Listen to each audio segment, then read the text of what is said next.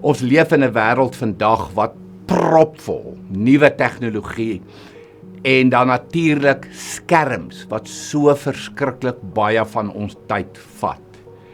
Nou vra ek vir myself, tegnologie en skerms, is dit dan nou sleg?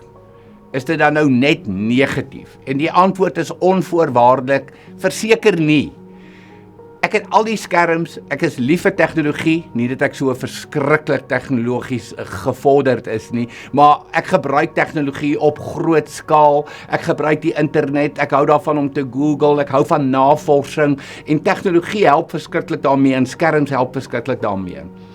Nou wat is dan die probleem? Dit gaan oor die verkeerd gebruik, dit gaan altyd oor die, ek sê altyd daai draai wat die duiwel aan iets moois kom gee. Hy gee dit net so 'n twist en dan raak dit gevaarlik en dit raak lelik.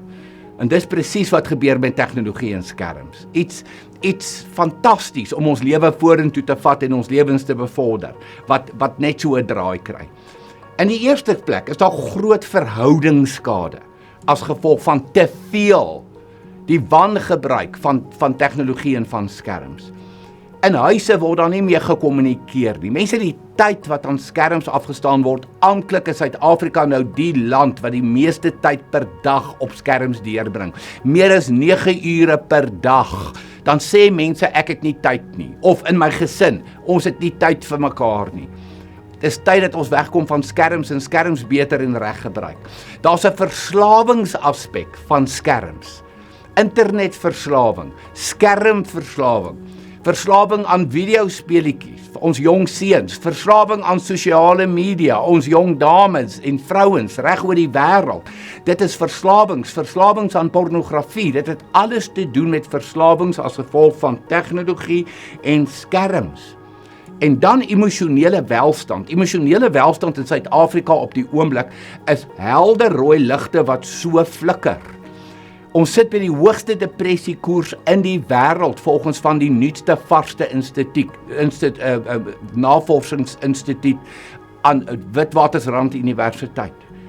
Witse Mediese Navorsingsraad se navorsing. En te veel skerms en die lig van skerms en die beweging van skerms en die hormonale veranderings in die brein as gevolg van te veel skerms is nie goed vir emosionele welstand nie. So daar's net 3 vinnige puntjies: verhoudings wat skade ly, hoër verslawings en emosionele welstand wat agteruit gaan. So kom ons begin om tegnologie en skerms net weer gedissiplineerd en reg en goed te gebruik. Dan sal dit net weer 'n groot plus in ons lewens wees, in plaas van 'n geweldige negatief, soos wat dit is op die oomblik.